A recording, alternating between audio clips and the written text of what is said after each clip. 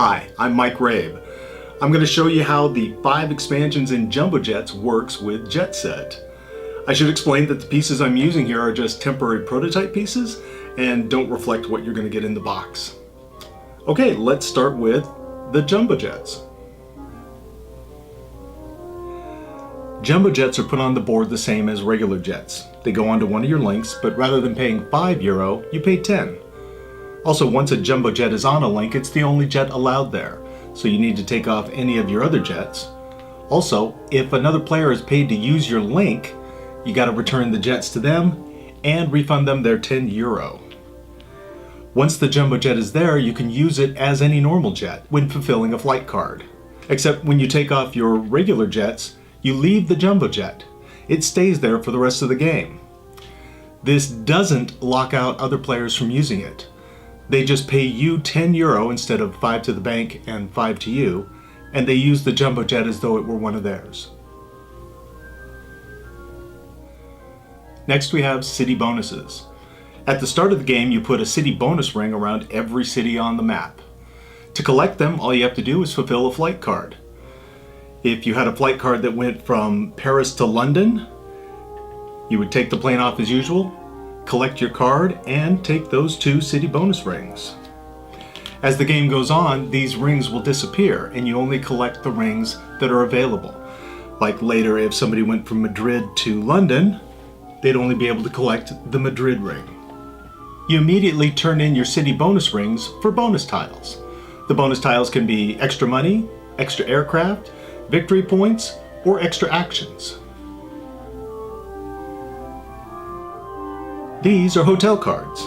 At the beginning of the game, players draft up to a hand of 4 hotel cards in reverse order. To play a hotel card, you simply have to surrender a flight card you've already claimed. You do lose the victory point and potential income, but if played early enough, hotel cards more than make up for it. The hotel card, when it comes out, gets 1 resident.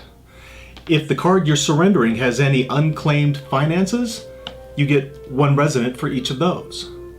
If you also have flight cards that have the same city as the hotel is in, you get 1 for each of those.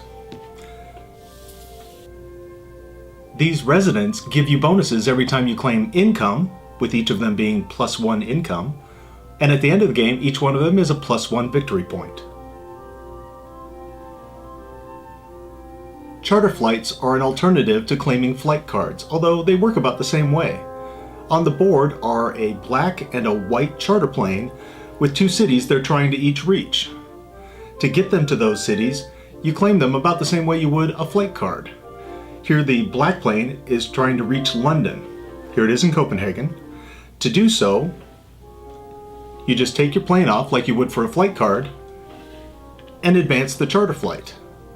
Charter flights are just a one-off to get a large amount of money into the game. There's no victory points involved or future income. And the amount of money you get depends on how far you took the charter plane. In this instance, we only went from Copenhagen to London using 1 link. 1 link would get you €20. 2 gets you 35, 3 gets you 50, and 4 gets you 60. So you can see it's quite a bit of money and could be a big advantage. Once you're done, you simply replace the target city, and it's the next player's turn. Last but not least, you get a set of both short and long flight cards. There are also 2 brand new final flight cards. One is a little easier to fulfill, getting you 2 fewer victory points, and the other, while being a little more involved, gets you 2 extra victory points. And that, in a nutshell, is how they work.